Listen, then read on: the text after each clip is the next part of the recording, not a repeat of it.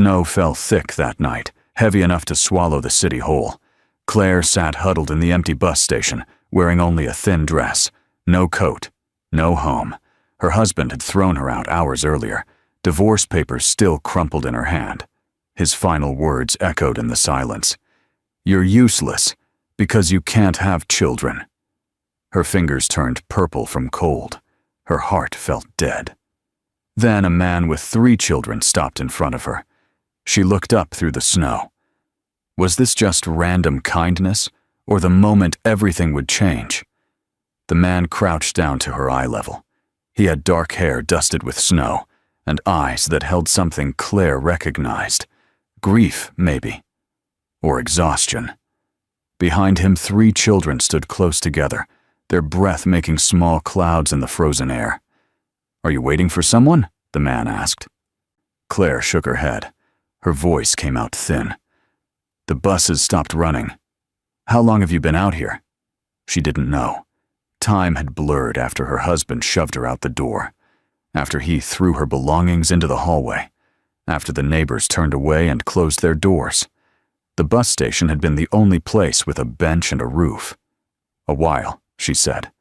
The smallest child, a boy who looked about 6, tugged at the man's coat. "Dad, she's really cold." The man glanced back at his son, then at Claire again. He seemed to be making a decision. "Do you have somewhere to go tonight?" Claire wanted to lie. She wanted to say yes. She had a hotel room, a friend's couch, anything. But the truth sat heavy in her chest, and she was too tired to carry it anymore. "No." The middle child, a girl with brown hair in 2 braids, stepped closer. "We can't just leave her here." "Emily's right," the oldest one said. He looked about 12, tall and serious. "It's too cold." The man stood up slowly. He looked at his children, then back at Claire. Something shifted in his face. "I'm Jonathan Reed," he said. "These are my kids, Alex, Emily, and Sam." Claire pulled the thin fabric of her dress tighter around her knees. "Claire." Jonathan took off his coat and held it out to her. "Put this on." "I can't. You'll freeze without it." His tone left no room for argument. Claire took the coat. It was still warm from his body. She wrapped it around her shoulders and felt the first relief from the cold in hours.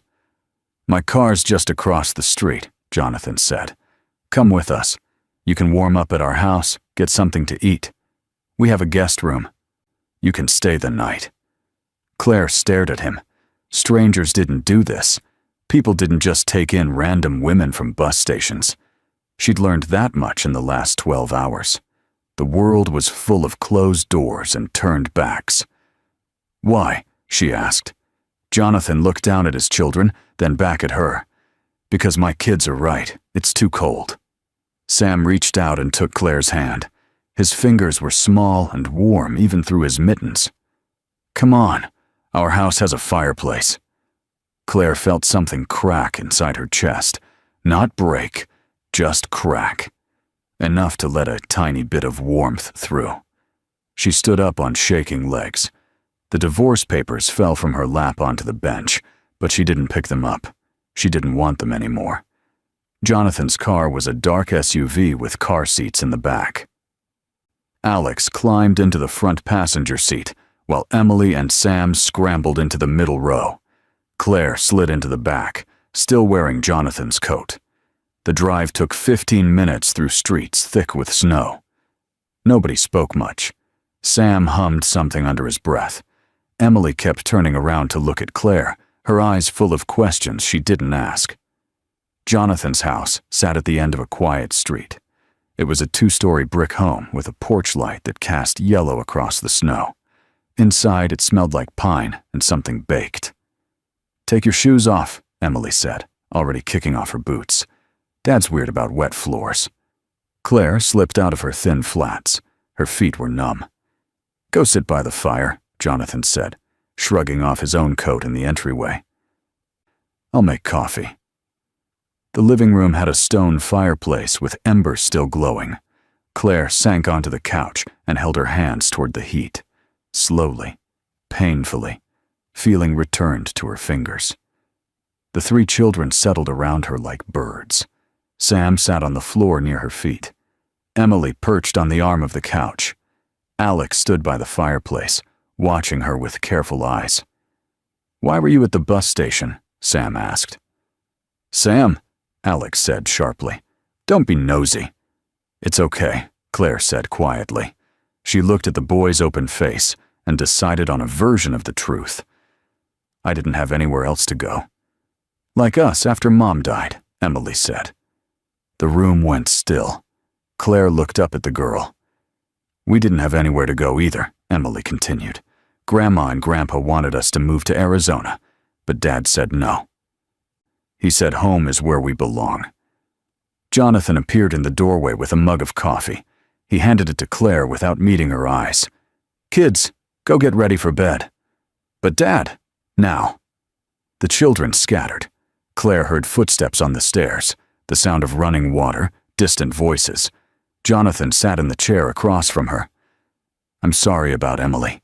She doesn't always know when to stop talking." "It's fine." Claire wrapped her hands around the mug. The heat felt like mercy. "I'm sorry about your wife." Something flickered across Jonathan's face. "It's been 18 months. That's not very long. Long enough to learn how to keep going." He looked at her directly for the first time. "What happened to you tonight?" Claire took a sip of coffee. It was strong and sweet. "My husband filed for divorce. He said I was useless because I can't have children." The words came out flat. She'd expected them to hurt more, but they just sat there in the air like facts. Jonathan's jaw tightened. "That's not true." "Which part?" "All of it." Claire looked down at the coffee. "You don't know me. I know you're not useless." Jonathan leaned forward, his elbows on his knees. "And I know anyone who'd throw someone out in a snowstorm is the one with the problem. Not you." Something in Claire's throat went tight. She nodded because she couldn't speak. "The guest room is upstairs," Jonathan said after a moment. "Second door on the left. There are clean towels in the bathroom. Help yourself to anything you need. I'll leave in the morning." "You don't have to." Claire looked up sharply. "What?" Jonathan stood and walked to the fireplace. He added another log, watching the flames catch. "Stay as long as you need to, a few days, a week, however long it takes to figure out what comes next." "You don't even know me," Claire said again. "No," Jonathan turned to face her. "But my kids are watching how I respond to someone in trouble. I want them to learn that you help when you can, that you don't turn away from people who need it." Claire felt the crack in her chest widen a little more. "Thank you." "Don't thank me yet." Jonathan almost smiled. "You haven't met us at breakfast. It gets loud." That night, Claire lay in the guest room bed under a thick quilt. She could hear the house settling around her, footsteps overhead, a door closing, the furnace kicking on. For the first time in years, she felt something close to safe. She woke to sunlight streaming through unfamiliar windows.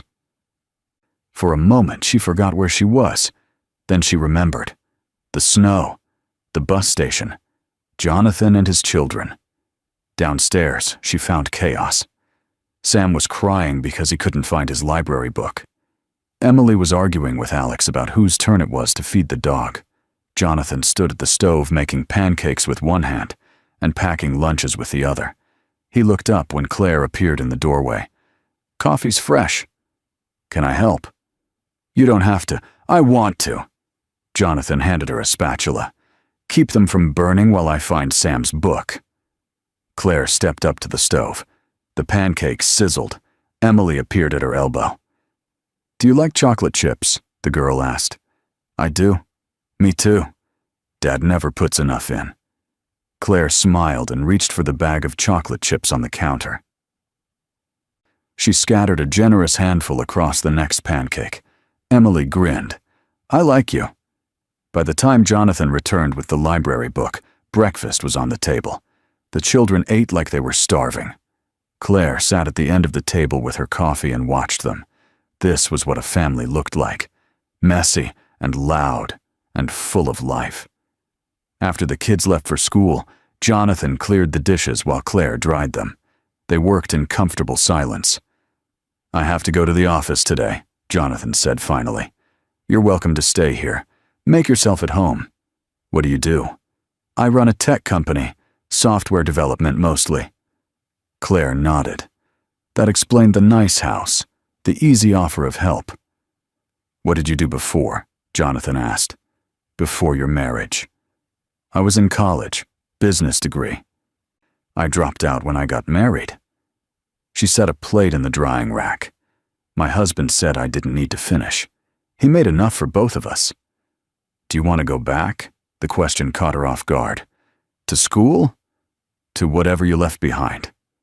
Claire looked out the window at the snow melting in the morning sun. "I don't know what I want anymore." "That's okay," Jonathan said.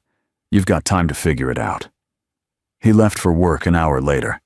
Claire spent the day exploring the house in small increments. She washed her dress in the laundry room. She read a book from Jonathan's shelf. She made soup from ingredients she found in the refrigerator. When the children came home, they found her in the kitchen. "You're still here," Sam said, his face breaking into a smile. "I'm still here," Claire confirmed.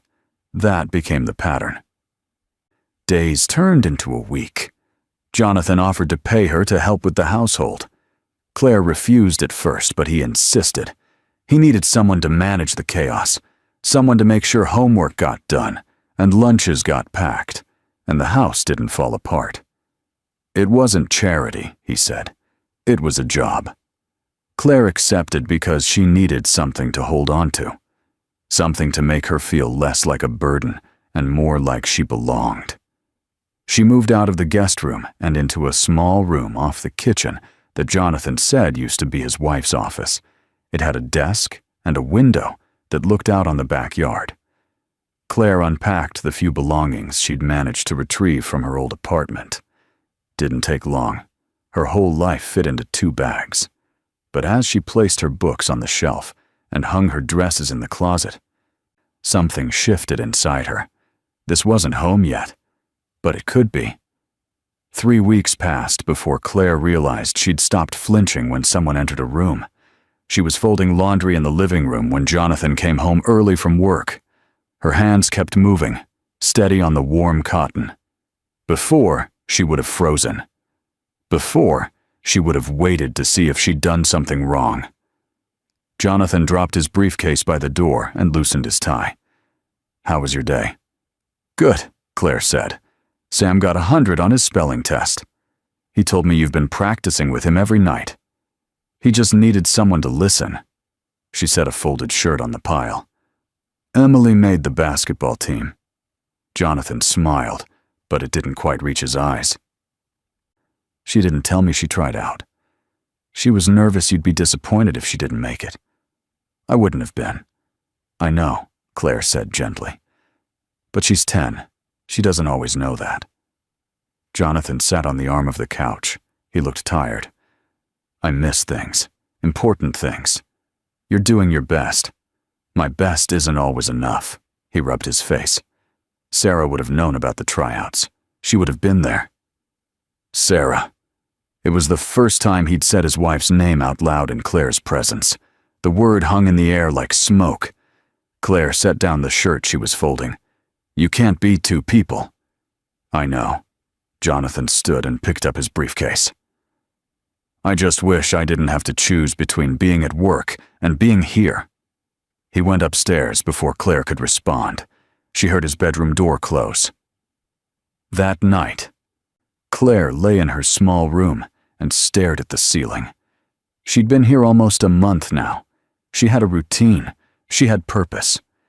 But underneath it all, the old voice still whispered, "You're temporary. You're a convenience. The moment they don't need you anymore, you'll be back on that bench." She pressed her palms against her eyes and tried to quiet the voice. But it persisted, familiar and cruel. The same voice that had lived in her head through 6 years of marriage. The same one her husband had fed every time she failed to get pregnant. Useless. Broken. Not enough. The next morning, Emily had a meltdown over a math assignment. She sat at the kitchen table with tears streaming down her face, crumpling paper after paper. "I can't do it," the girl said. "I'm stupid." Claire pulled up a chair beside her. "You're not stupid. Then why don't I understand it?" "Because it's hard, and hard things take time." Claire smoothed out one of the crumpled papers. "Show me what you're stuck on." They worked through the problems together. Claire didn't give Emily the answers. She asked questions until the girl found them herself. When Emily finally understood, her whole face lit up. "I got it," she said. "You did." Emily threw her arms around Claire's neck. The hug was sudden and fierce. "Thank you."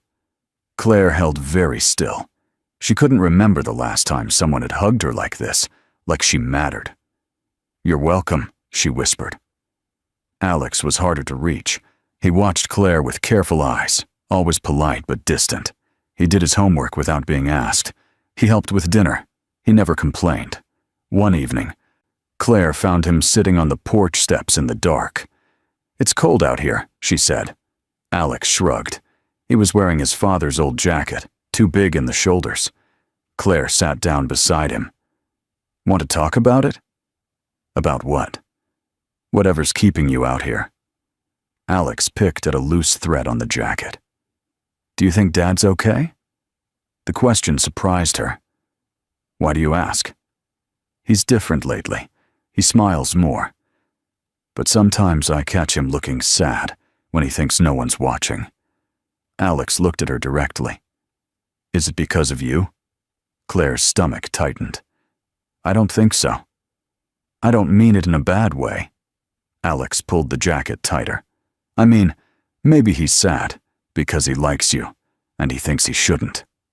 Claire's breath caught. "Alex, it's okay if he does," the boy said quickly. "I just want to know if you're staying." "What?" "Everyone leaves eventually. Mom didn't want to, but she did. And I know you're only here because Dad's paying you. So I need to know if you're going to leave too." Claire looked at this serious boy who was trying so hard to hold everything together. She thought about lying, about giving him easy reassurance. But he deserved better than that. "I don't know what's going to happen," she said honestly. "But I'm not planning to leave right now. And if that changes, I promise I'll tell you first." Alex nodded slowly. "Okay." They sat in silence for a while. Then Alex stood and went inside. Claire stayed on the steps, her heart beating too fast. She hadn't let herself think about Jonathan that way. Couldn't afford to. He was her employer, her refuge. The person who'd saved her from freezing to death in a bus station.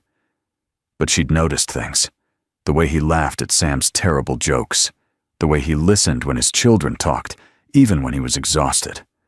The way he'd given her space to heal without demanding anything in return.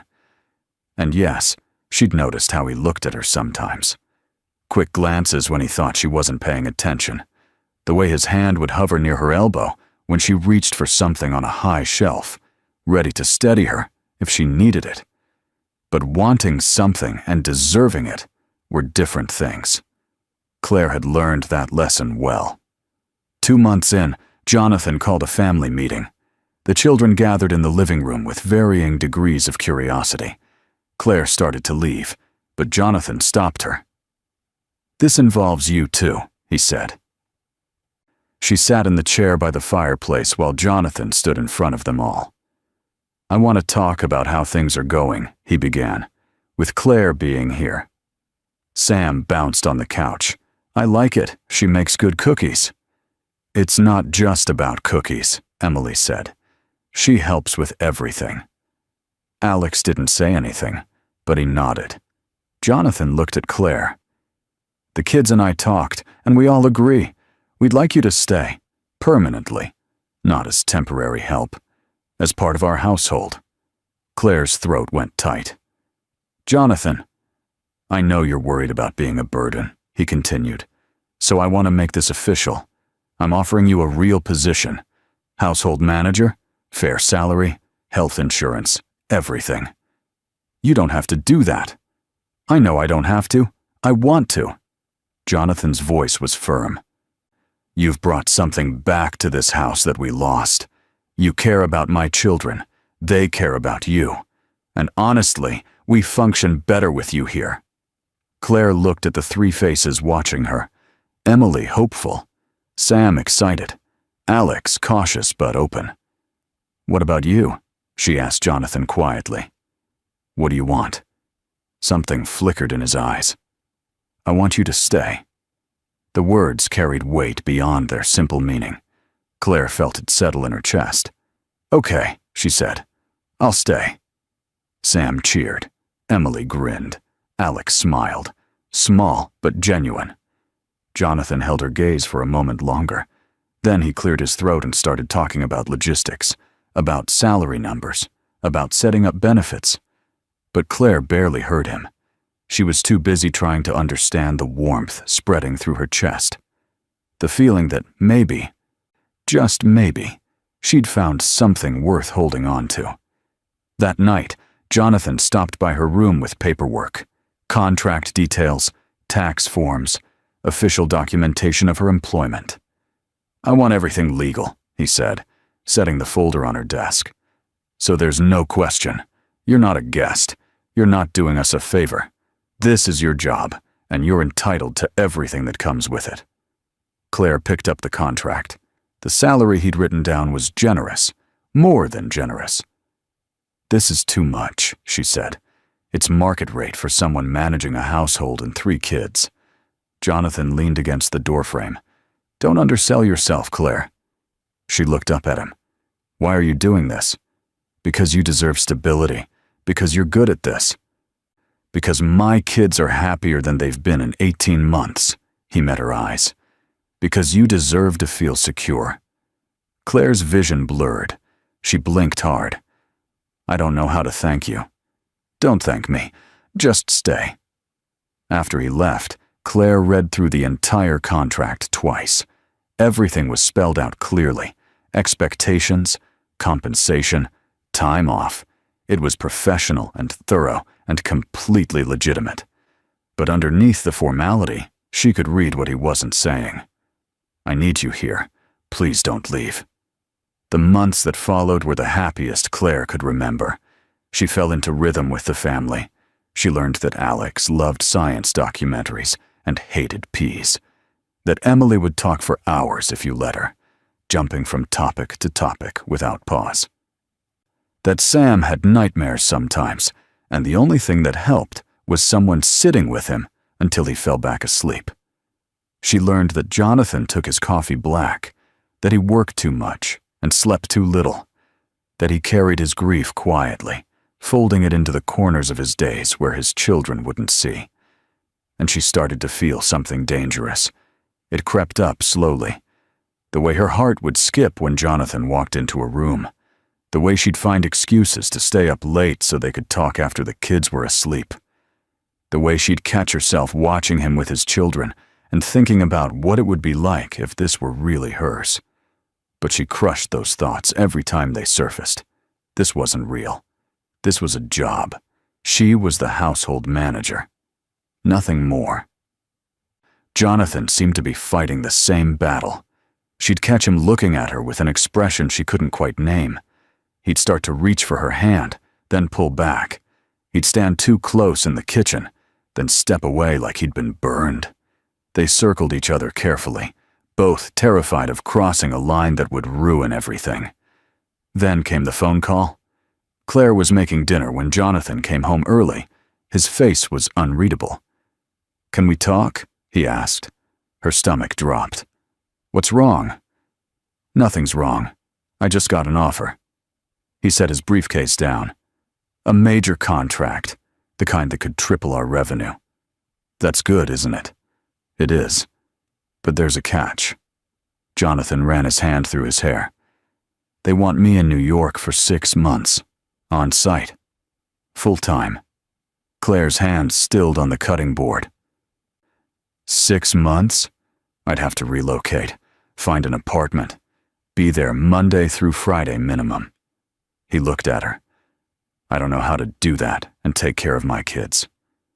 You could bring them with you? Uproot them from school, from their friends, from the only home they remember with their mother? Jonathan shook his head. I can't ask them to do that. Then turn it down. This opportunity won't come again. He sat at the kitchen table, suddenly looking exhausted. This is the kind of deal that sets up their future. College funds, security, everything I've been working toward. Claire turned off the stove and sat across from him. What do you want to do?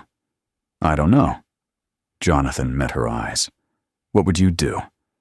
The question caught her off guard. He was asking her opinion like it mattered, like she had a say in his family's future. I think, she said slowly, that your kids need you more than they need money. They need both. No, they need you, present, alive, not stretched between two cities and drowning in stress. Claire leaned forward. But if this is really that important, then find a way to keep everyone together. There is no way. Yes, there is. The words came out before she could stop them. Take all of us with you. Jonathan stared at her. What?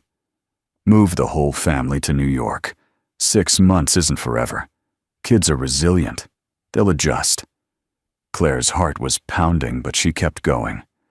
I can manage the transition, find schools, set up the new house, keep everything running while you focus on work. Claire, I can't ask you to. You're not asking. I'm offering. She held his gaze. Let me do this. Let me help. Something broke in Jonathan's expression. He reached across the table and took her hand. His palm was warm against hers. Why? He asked quietly. Because I love you. Because I love your children. Because the thought of being apart from any of you makes my chest ache. But she couldn't say that. So instead she said, because you do the same for me.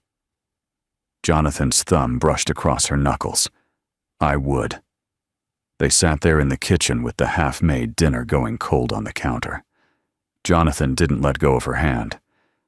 If we do this, he said finally, we do it right. I find a place big enough for all of us. You get a raise for managing an interstate move, and we sit down with the kids tonight and make sure they're okay with it. Okay. Claire. His voice dropped lower. I need to tell you something. Her breath caught. What? These past few months, having you here, watching you with my kids, getting to know you. Jonathan stood and pulled her to her feet, still holding her hand. I can't keep pretending I don't feel this. Feel what? That I love you. The words came out rough, like they'd been held back too long. I'm in love with you, Claire. Have been for weeks, maybe longer. And I know this complicates everything. I know I'm your employer, and that puts you in an impossible position. But I can't go to New York and spend 6 months pretending I don't want this. That I don't want you. Claire couldn't breathe, couldn't think, could only stare at this man who'd pulled her out of the snow and given her a life, and was now offering her something she'd thought she'd never have again. Say something, Jonathan said. I love you too. The words tumbled out. I've been trying not to. I've been so scared of ruining this, of losing everything if you didn't feel the same way. But I do. I love you. Jonathan cupped her face with both hands. You're not going to lose anything. You don't know that. Yes, I do. He leaned his forehead against hers. Because I'm not letting you go. Then he kissed her, gentle and certain, and Claire felt every wall she'd built come crashing down. When they finally pulled apart, Claire was shaking. What do we do now? She whispered. Jonathan smiled, real and full. Now we tell the kids we're moving to New York. The children took the news better than expected. Sam was excited about seeing the Statue of Liberty. Emily worried about missing her basketball season. Alex asked practical questions about schools and logistics. But that night, after everyone went to bed, Claire heard footsteps outside her door. A soft knock. "Come in," she said. Alex stood in the doorway in his pajamas. "Can I ask you something?" "Of course." The boy sat on the edge of her bed. "Are you and Dad together now?" Claire's heart hammered. "What makes you ask that? He looks at you different, and you look at him different too." Alex picked at the edge of her quilt. "I just want to know if it's real, or if you're doing it because he's your boss." The question hit Claire like cold water. She'd been so caught up in her feelings for Jonathan that she hadn't stopped to think how it looked. She was his employee. He paid her salary. The power imbalance was undeniable. "It's real," she said quietly. "I promise you that." "Okay." Alex stood to leave, then turned back. "Just don't hurt him." "He's been hurt enough." After the boy left, Claire sat alone in the dark. Alex's words echoed in her head, mixing with older, crueler ones. "You're useless. You can't give him what he needs. You're just convenient." She pressed her hands against her face. What was she doing? Jonathan was offering her everything, but what could she offer him in return? She couldn't give him more children. She couldn't be the partner Sarah had been. She was just a broken woman he'd found in a bus station. The old fear wrapped around her throat like a fist. Over the next 2 weeks, Claire threw herself into planning the move. She researched schools. She found a furnished apartment in Manhattan, big enough for all 5 of them. She organized movers and coordinated timelines, and created spreadsheets for everything. Jonathan noticed her withdrawal. She could see it in his eyes when she'd pull away from his touch or make excuses to avoid being alone with him. "Talk to me," he said one evening after the kids were asleep. "There's nothing to talk about. I'm just busy with the move." "Claire," he caught her hand. "What's going on?" She looked at their joined hands. His fingers were long and strong, capable. "I'm scared." "Of what?" "Of this being a mistake, of hurting your kids, of you waking up one day and realizing I'm not worth it." The words spilled out. "I can't give you more children, Jonathan. I can't replace Sarah. I'm just the woman you hired to manage your household." Jonathan pulled her close. "Stop. It's true." "No, it's not." He tilted her chin up so she had to meet his eyes. "I don't want you to replace Sarah. I don't need more children. And you're not just anything. You're Claire. You're the woman who loves my kids like they're hers, who makes this house feel like a home again, who's brave enough to rebuild her life from nothing." "I'm not brave." "Yes, you are." His voice was firm. "You're the bravest person I know." Claire felt tears slip down her cheeks. "What if I mess this up? Then we'll figure it out together." Jonathan kissed her forehead. "But you have to stop running. Stop waiting for me to realize you're not good enough, because that's never going to happen." She wanted to believe him, but the fear was still there, cold and familiar. The move to New York happened in early September. The apartment Jonathan had rented was in a building with a doorman and views of Central Park. The kids got their own rooms. Claire had a small office space where she could work. It should have felt like a fresh start. But Claire couldn't shake the feeling that she was playing pretend, that any moment someone would realize she didn't belong here. Jonathan's work consumed him. He left early and came home late, exhausted and distracted. The kids struggled to adjust to new schools. Emily cried herself to sleep the first week. Sam had nightmares about getting lost in the subway. Alex became quiet and withdrawn.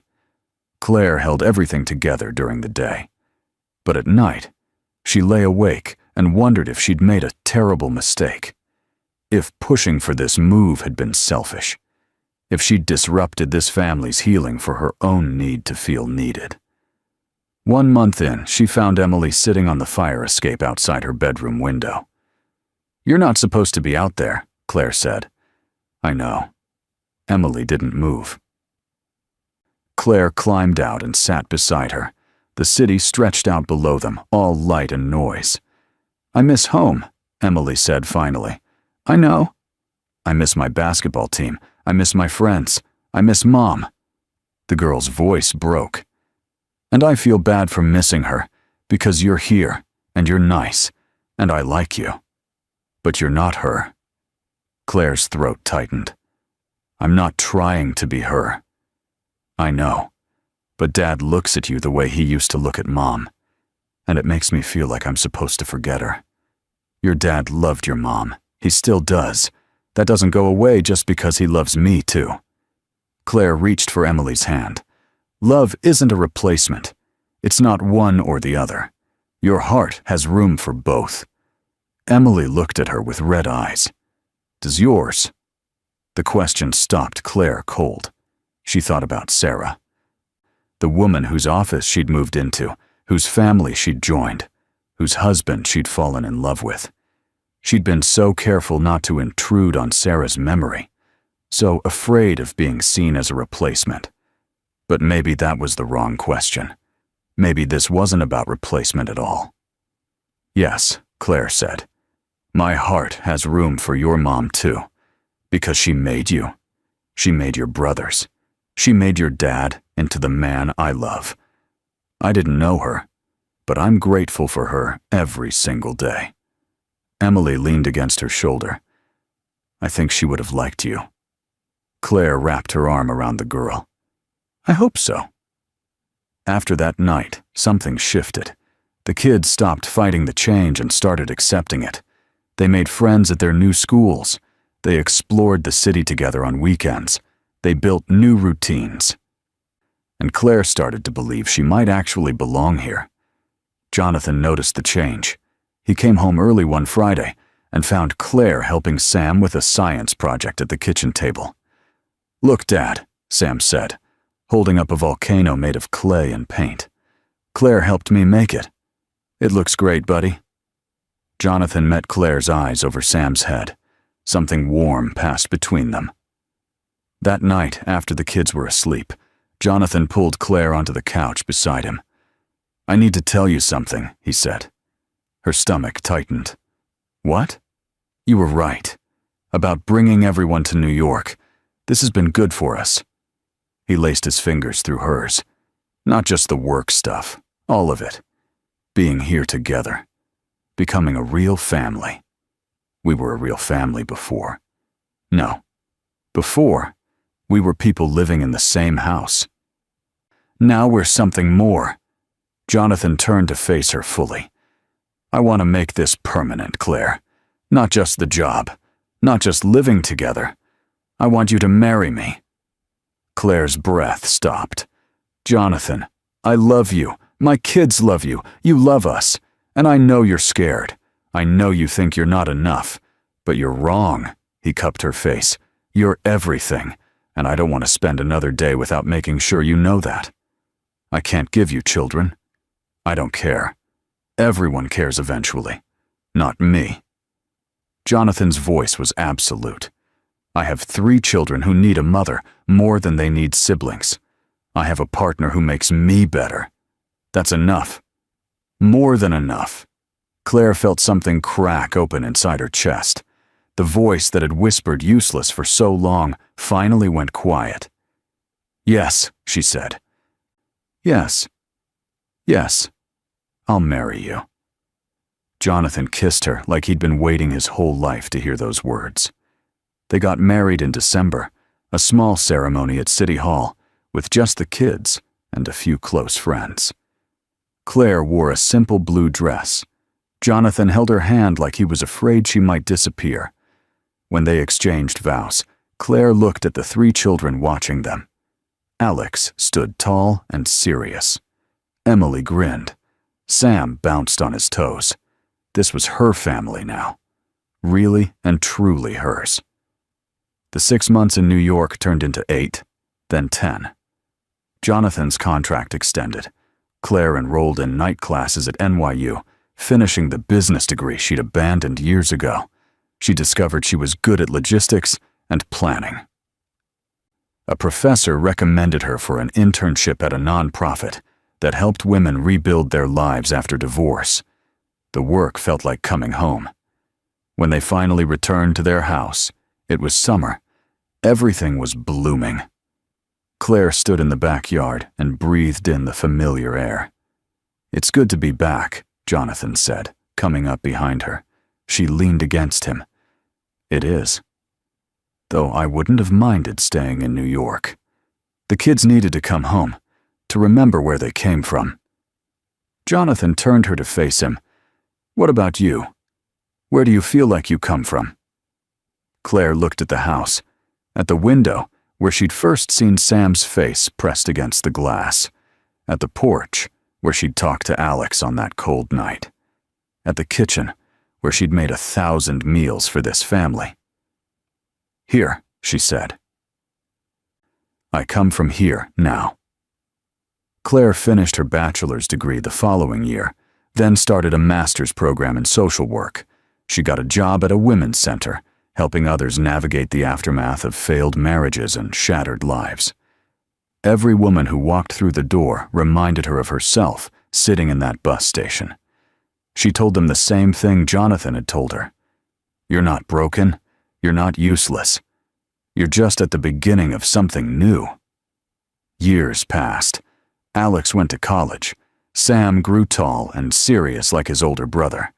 Emily became a fierce, funny teenager who wanted to change the world. And Claire kept building, her career, her family, her life. On the day of Emily's high school graduation, Claire sat in the auditorium between Jonathan and Sam. Alex had flown in from his freshman year at MIT.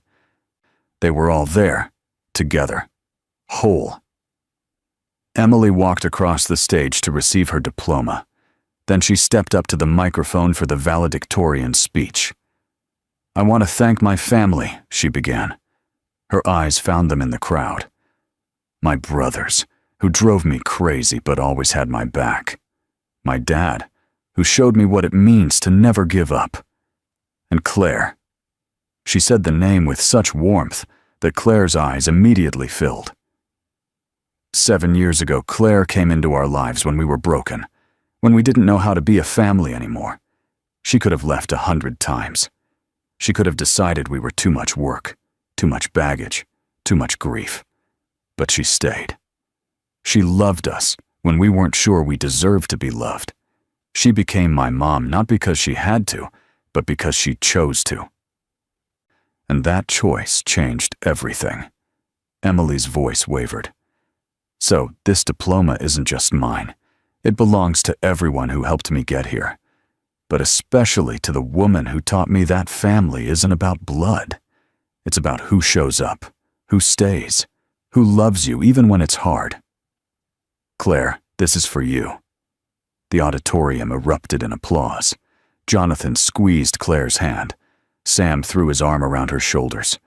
Claire couldn't stop crying.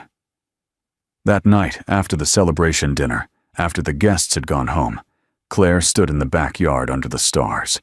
She thought about that night 7 years ago, the snow, the bus station, the moment Jonathan and his children had stopped in front of her. "Come with me," he'd said, not knowing it would save her life. She thought she was useless, broken beyond repair, but she'd been wrong. She just needed someone to show her what she was worth. Jonathan came outside and wrapped his arms around her from behind. "What are you thinking about?" "That night, when you found me. Best night of my life." Claire turned in his arms. "Mine too." They stood together in the garden they'd built, in the home they'd made, surrounded by the family they'd chosen. Claire had finally found where she belonged, and it was exactly where she'd always been meant to be.